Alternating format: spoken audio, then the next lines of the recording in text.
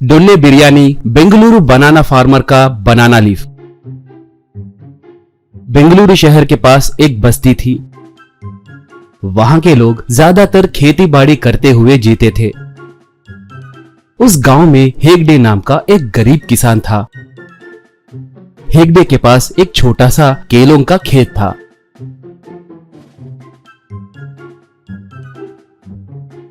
वहां पर उगे केलों को एक बैलगाड़ी में ले जाकर उसे बेंगलुरु मार्केट में बेचता था।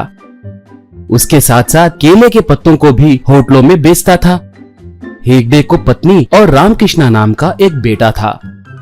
रामकृष्णा कॉलेज में पढ़ता था। वो बहुत समझदार था। आमदनी बस नहीं होने के कारण एक बिरयानी होटल में वो वेटर के तौर पे काम कर रहा था। एक बार जिस होटल में रामकृष्णा काम करता था, उस होटल के मालिक के पास एक आदमी आया। वो, भाई परसों हमारे घर में एक समारोह है, आपका बिरयानी अच्छा रहेगा कहकर जानकर आया हूँ। 30 लोगों के लिए लंच का इंतजाम करना है। आप कैटरिंग भी करेंगे क्या? उसके लिए कितना होगा बताइए, कहा मालिक। तब, कुछ मत सोचिए साहब, यहाँ पर होटल में काम करने के लिए ही लोग बस नहीं होंगे। ऐसे में हम कैटरिंग कैसे कर सकते हैं? वैसे भी हम 100 से कम लोगों को कैटरिंग नहीं करते, सॉरी, कहकर अंदर चला गया।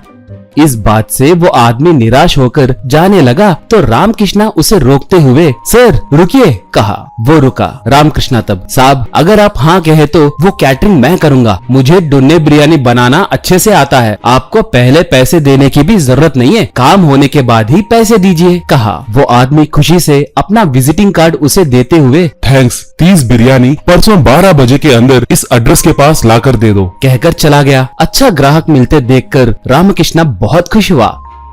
घर जाकर माँ और पिताजी से बात बताकर, मेरे पास जमा किए पैसों से बिरयानी बनाएंगे। इस ऑर्डर से हमें कम से कम 4000 रुपए तक बचेंगे, कहा।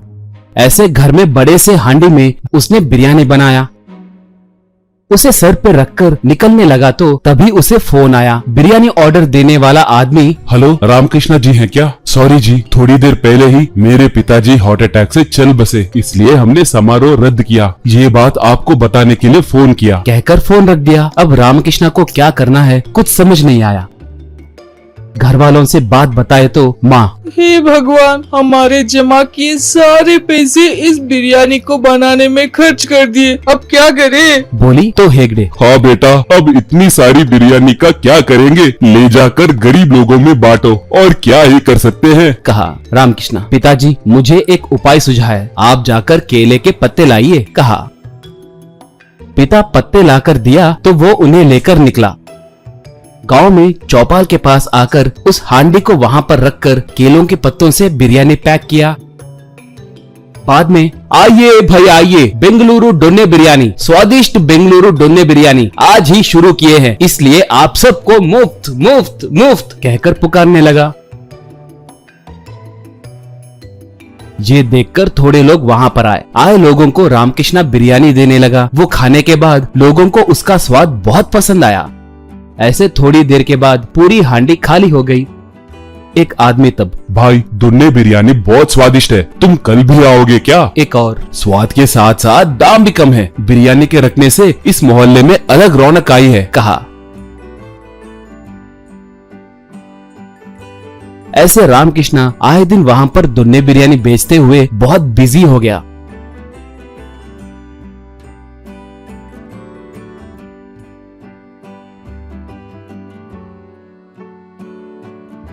बहुत पैसे कमाने के वजह से उसकी सारी परेशानियां दूर हो गई।